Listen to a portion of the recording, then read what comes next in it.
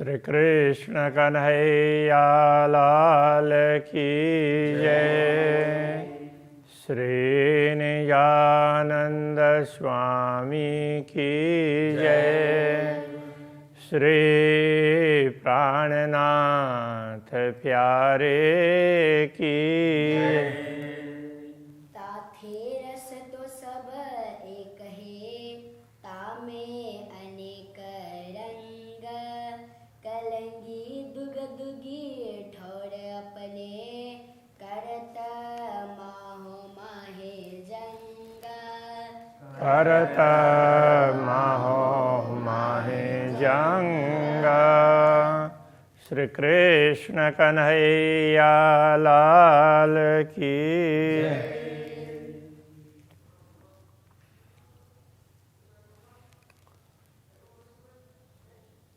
पूर्ण ब्रह्म परमात्मा श्री राज्य के स्वरूप का ही वर्णन निरंतर चल रहा है। तो उसमें कभी बीच बीच में ब्रह्मात्माओं की बात आती है, कभी श्री राज्य के स्वरूप में उनके वस्त्र आभूषण उनकी बात आती है, किंतु सभी का मुख्य उद्देश्य तो ब्रह्मात्मा ही पूर्ण ब्रह्म परमात्मा के स्वरूप का वर्णन कर सकती है। यद्यपि उनके विषय में दुनिया में कोई इतनी चर्चा नहीं हुई है और अभी तक परमात्मा के स्वरूप का क्यों वर्णन नहीं हुआ उसके संदर्भ में यहाँ समझा रहे हैं। मोमिन असल सूरत अरस में ब्रह्मात्माओं का असली स्वरूप है वो परमधाम में ही है। अबलव न जाहिर कित, तो अभी तक पूर्ण ब्रह्म परमात्मा का स्वरूप इस दुनिया में जाहिर नहीं हुआ पूर्ण रूप से कहीं भी। उसका कारण क्या है? खोज खोज कई बुजरक गए, खोज खोज करके अनेक लोग चले गए हैं। सो अरस रूहें ल्याही इत, परमधाम की आत्मा ही ये लेकर के आई है। तो परमधाम की आत्मा भी ये अवलव न जाहिर कित, इसका अर्थ ये भी उसमें कर सकते हैं। परमधाम की आत्माएं, ब्रह्मा आत्माएं परमधाम में ही हैं, उनका मूल स्वरूप परमधाम में अभी तक दुनिया में वो प्रकट नहीं हुई थी।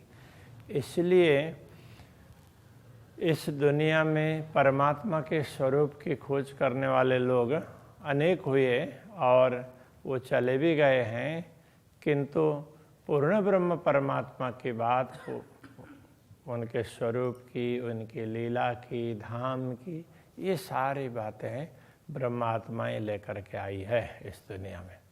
नूर खूबी कई केसन की, हक स्वरूप की इत, पूर्ण ब्रह्म परमात्मा के स्वरूप के वर्णन करते हुए कह रहे हैं श्री राज्य के कुंतल केश से निकलने वाले प्रकाश में कितनी विशेषता है इसकी बात करेंगे। तो हाय हाय मेरा अंग मुर्दा ना हुआ, कहते बक्का निश्वत। तो परमधाम में अक्षरातीत धामधनी के अंग स्वरूप ही है ब्रह्मात्माएं और हमारा मूल परमधाम में ही है। और ऐसे हमारे अंगी पूर्ण ब्रह्म परमात्मा के स्वरूप का वर्णन करते हुए तो ये नश्वर तन है, इसमें से प्राण चेतना क्यों निकल नहीं रही है और ये मुर्दा क्यों नहीं हो रहा है? तो वो तो वर्णन ही नहीं हो सकता है अक्षरातीत का, तो फिर भी वर्णन करना पड़ रहा है। ये एक विरह की बात है, तो ये शैली विरहात्मक होती है। तो उसमें जो लोग बाह्य दृष्टि से देखेंगे वो बोलेंगे कि एक तरफ तो बोलते हैं कि ये बोला नहीं जाता है और दूसरे तरफ बताते भी जा रहे हैं।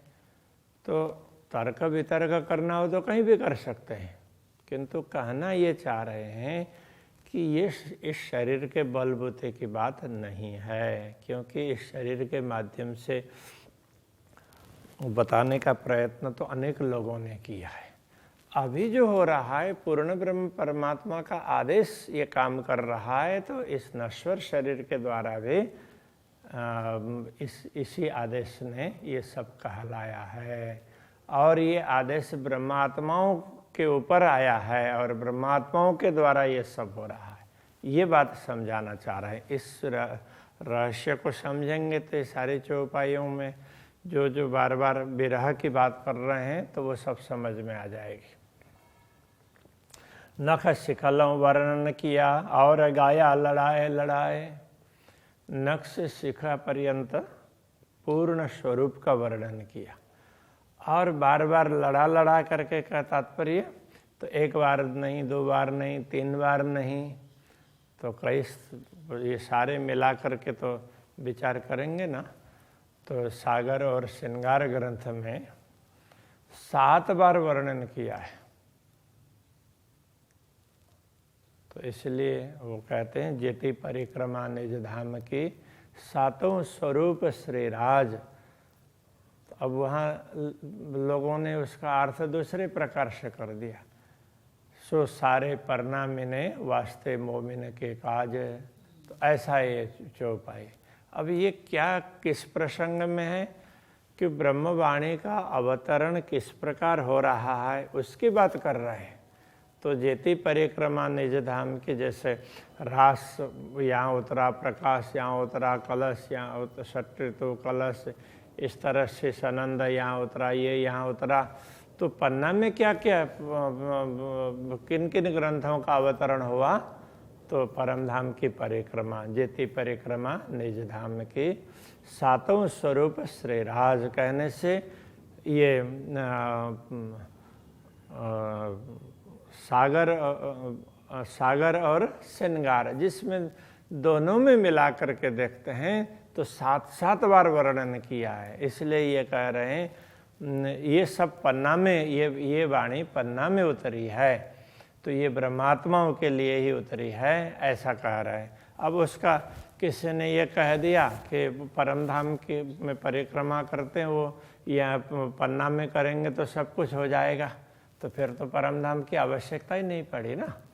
तो वो ठीक है कि पन्ना बहुत बड़ा तीर्थ है तो उसके महत्व के लिए उसकी बात कोई कर दें, लेकिन परमधाम के साथ में परमधाम की बराबरी दुनिया की कोई भी वस्तु नहीं कर सकती है। तो दुनिया में दुनिया के हिसाब से कौन कौन किस प्रकार से श्रेष्ठ है वो चर्चा होती है। तो ये बार बार कह रहे हैं, कहने का तात्पर्य लड़ा लड़ा करके गाया, तो इस प्रकार से बार बार कहा है, तो ये समझना चाहिए। मोमिन चाहिए विरह सुनते तवै अरवा उड़ जाए। तो ब्रह्मात्माओं को तो अक्षरातीत धनी का विरह सुनते ही उनकी आत्मा तो तुरंत चली जानी चाहिए, तो फिर ये बार बार वर्णन क्यों हुआ? तो ये सब अक्षरातीत धाम धनी का आदेश करवा रहा है, ये समझना चाहिए। जो परात्म पहुँचे नहीं सो क्यों पहुँचे हक अंग को।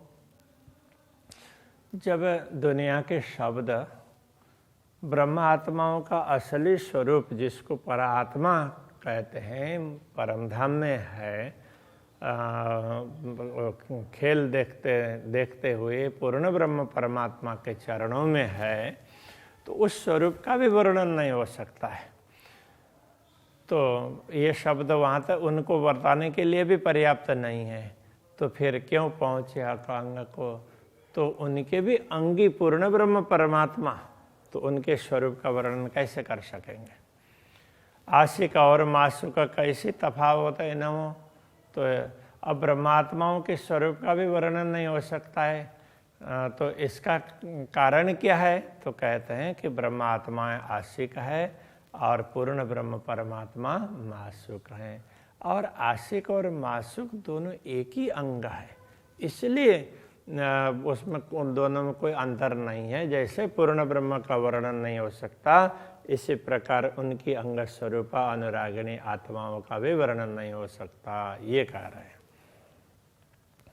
नाजुक शोभा की जो रूह के आवे नजर।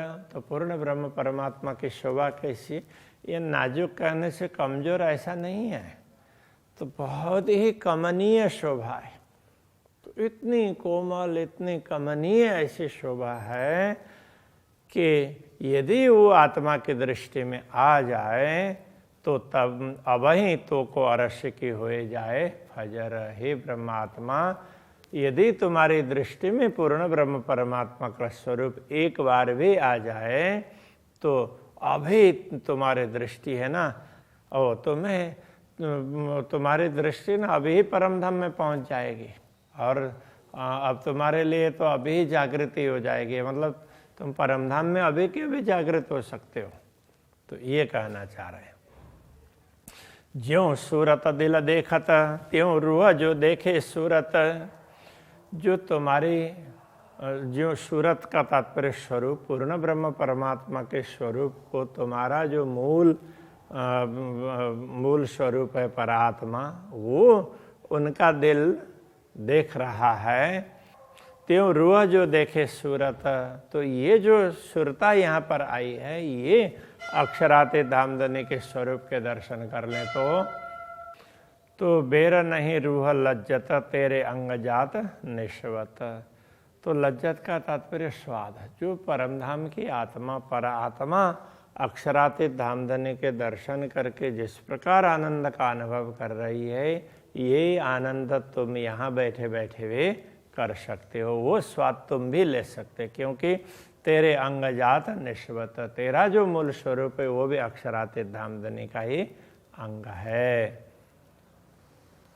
फर्क नहीं दिल रूह के, ये तो दो रहे हिल मिल। तो वैसे तो फर्क नहीं है, ये सुरता और परात्मा दोनों में फर्क नहीं है, क्योंकि परात्मा के दिल में ही तो ये सुरता है, तो बाकी सुरता का अस्तित्व क्या है, तो वो बात भी आगे समझाएंगे। तो दोनों तो हिलमिल करके अरस परस हैं। तो अरस में जो रूह है तो हक के कया अरस दिल, क्योंकि ये जो सुरता है इसका मूल तो परमधाम में ही है ना, इसलिए अक्षरातीत धामधनी ने तो दिल को, ब्रह्मात्माओं के दिल को परमधाम ऐसा कहा है। तो ये क्या है कि ये बड़े ही मर्म की बात है, तो बहुत गहराई से समझेंगे तो इन बातों में लगेगा कि हाँ ये कहना चाह रहे हैं। बाकी ऊपरा ऊपरी अब शब्द तो बड़े साधारण से लगते हैं, तो उसको ऊपरा ऊपरी देखते हैं तो पता नहीं क्या कह रहे हैं, ऐसा लगने लगेगा। तेरा दिल लग्या ज्यों सूरत को, त्यों जो सूरतें रूह लगे। तो तेरा दिल मतलब तुम्हारा जो असली स्वरूप परमधाम में है, तो उनका दिल तो अक्षराते धामधनी के स्वरूप का दर्शन नित्य करता ही है, तो दिल में बैठाता ही है अक्षराते धामधनी के स्वरूप को। वो कहीं भी हो ब्रह्मात्मा चलते फिरते, तो उनको कभी ऐसा लगता ही नहीं है कि वो राज्य से अतिरिक्त है। तो विश्राम भी करती है तो श्री राज्य के स्वरूप को हृदय में धारण करके विश्राम करती है, तो कभी अक्षराते धामधनी को अपने दिल से अलग समझती नहीं है। तो जब परमधाम की लीला में वर्णन आता है श्री राज्य और श्यामा जी तीसरी भौम में, तो विश्राम करते हैं, तो ब्रह्मात्माएं अलग अलग स्थानों में परमधाम में जा कर के भिन्न भिन्न स्थानों में विचरण करती है, अलग अलग कार्य करती है, लीला करती है। तो उस समय क्या वो अकेले ही अनुभव करती है? कैसा नहीं होता।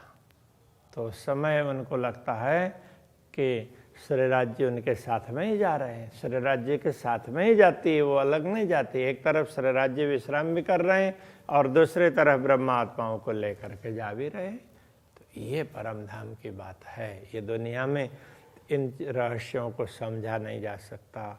इसलिए तेरा दिल लग्या ज्यों सूरत को, त्यों जो सूरतें रूह लगे। तुम्हारा जो स्वरूप, तुम्हारा दिल है परात्मा, वो अक्षरातीत धामधनी के सूरत स्वरूप, तो जैसे श्री राज्य के स्वरूप को हृदय में धारण करता है, तो उसी प्रकार ये जो तेरी रूह, ये जो दुनिया में आई हुई सुरता है, ये भी अक्षरातीत धामधनी के स्वरूप को हृदय में धारण कर लें, तो अभी ले रूह लज्जता। तो इसी समय अभी उसको परमधाम का स्वाद मिलने लग जाएगा। एक पलक में जगे, उसको जागृत होने में तो एक ही पलक लग जाएगा, उससे ज़्यादा समय लगे नहीं जाएगा। इसलिए हम यहाँ बोलते हैं कि हम तो राज्य के स्वरूप को हृदय में धारण करते हैं, ये सब बोलने के लिए करते हैं। यथार्थ में जो आत्मा धारण करती है उसको जागृत होने में समय ही नहीं लगता है। तो ये कितने मर्म की बात है। किंतु शब्द बड़े ही सरल लगते हैं, तो ये सामान्य रूप से देखने पर इतने बड़े भाव को समझना बड़ा मुश्किल होता है। रूह तो तेरी दिल बीच में, तो कया दिल अरस। पहले कही हुई बात यहाँ पर और स्पष्ट कर रहे हैं। रूह तो तेरी दिल बीच में, जो जिसको तुम आत्मा कह रहे हो, ये जो परात्मा की मात्र सुरता है, ये परात्मा के दिल में ही है। तो कया दिल अरस, इसीलिए इस दिल को भी परमधाम कहा है, क्योंकि ये परमधाम के वो श्री राज्य के ब्रह्मात्माओं के दिल में ही ये सुरता है, और उनके दिल में राज्य भी है। इसलिए इस दिल को अरस कहा है। राज्य जहाँ होंगे तो वो परमधाम है। शहर अगर नजीक तो कहा, इसलिए कि प्राण नली से भी नजीक श्री राज्य है, पूर्ण ब्रह्म है। इसलिए कहा जो रूह दिला अरस परस, ये जो सुरता और परात्मा का हृदय है, दोनों कोई अंतर नहीं है। ये सुरता भी परात्मा के हृदय में ही है, इसलिए इस प्रकार की बात कही है। सूरत कहते हक के आगो रूह मोमिन, तो अक्षराते धामधनी के स्वरूप की बात यदि ब्रह्मात्माओं के सामने करते हैं तो हाय हाय रूह मुर्ग ना उड़िया। तो यहाँ मुर्गा कहने का मुर्गा नहीं है, ये पक्षी के लिए कह रहे हैं। ये आत्मा रूपी पक्षी इस शरीर को छोड़ करके उड़ क्यों नहीं जाता है, तो ये कह रहे हैं वर्णन करते अरसतन। तो परमधाम के स्वरूप का, परमधाम के अंग का वर्णन करते हुए कि ये आत्मा इस शरीर में क्यों टिक करके रह रही है। तो आगू अरवाह अरस के करे बातें हा कजुबान, परमधाम की आत्माओं के सामने अक्षरातीत धामधनी ने बातें की है। तो दुनिया दिखाने से पहले कई परिचर्चाएं की है। हाय हाय तन मेरा क्यों रया करते खिलवत बयान, तो उस खिलवत का, तो उस अंतरंग वार्ता का वर्णन करते हुए तो ये शरीर किस प्रकार से टिका हुआ है, ये तो टिक ही नहीं सकता है, क्योंकि ये तो आत्मा ही देख सकती है, शरीर से इसका कोई मतलब ही नहीं है, ये कहना चाह रहे हैं। रूहें रहे अरश दरगाह में, तो दरगाह नूर जमाल, जो दरगाह नूर जमाल, तो ब्रह्मात्माएं कहाँ रहती है, दिव्य परमधाम में। और वो परमधाम किसका है, अक्षरातीत धामधनी का। तो एक करते बयान खिलवत का हाय हाय रूह रही के नहाल, और ऐसे परमधाम की अंतरंग बातें करते हुए कि ये आत्मा किस प्रकार इस शरीर में रह रही है, टिकी हुई है। फेर फेर महबूब देखिए लगे मिठड़ा मुख माशुक, तो अब ये भी बता रहे हैं और फिर वर्णन भी कर रहे हैं। तो कहने का तात्पर्य क्या है कि यद्यपि इस शरीर से, शरीर के माध्यम से इन अंगों का उपयोग करके परमधाम का वर्णन नहीं हो सकता, किंतु ये सब अक्षरातीत के आदेश के द्वारा हो रहा है। ये इस शरीर के बलबूते की बात नहीं है, ये समझा रहे हैं। तो फिर महबूब देखिए, इसलिए बार बार अक्षरातीत धामधनी के स्वरूप का दर्शन कर लो। लगे मिठड़ा मुख माशुक, श्री राज्य के मुखारविंद की शोभा देखेंगे तो बड़ी ही मधुर शोभा दिखाई देती है। अंग गौर ज्योता अंबरलों, छवि देख दिल हो तन भूक भूक। अंग गौर ज्योत अंबरलों, तो उनका जो गौर मुखारविंद है तो उसकी ज्योति पूरे आकाश में छाई हुई है। ऐसी सुंदर छवि को देख करके ये दिल टुकड़ा टुकड़ा क्यों नहीं हो रहा है। रूप रंग अंग छवि शलु की, कहे वस्त्र भूषण, उनका स्वरूप है, उनका अंग है, उनकी छवि है, इतनी सुंदर है कि उसी प्रकार उनके वस्त्र और आभूषण भी सुंदर कहे। ये कहते अरवा ना उड़ी, ये कहते हुए ये आत्मा शरीर से निकल नहीं गई है। हाय हाय कैसी हुज्जत मोमिन।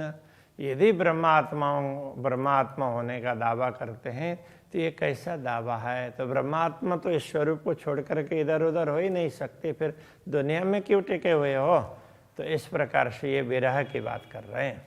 तो तुम्हें अभी तक इस स्वरूप के दर्शन क्यों नहीं हो रहे हैं, ये दर्शन करने के लिए क्यों लालायित नहीं बने हो। तो ये कहना चाह रहे हैं। पाँव लीक कहते अरवा उड़े, क्यों वर्ण भी हक सूरत। तो श्री राज्य के चरण तल की रेखाएं, उनकी बात कहते हुए भी ये आत्मा तो इस शरीर में टिकती ही नहीं है, वो तो इसकी सुरता सीधा परम धाम में ही पहुंच जाती है।